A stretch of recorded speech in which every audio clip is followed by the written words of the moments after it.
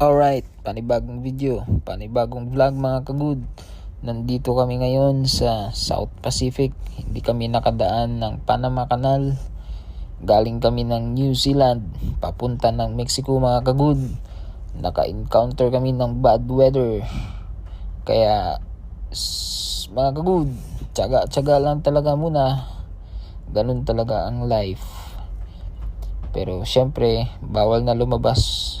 Mga kagud, nandito na kami ngayon sa loob mga kagud, nagtrabaho. Binanatan namin ni Franco, Clarence, Benji. Syempre mga kagud, ako.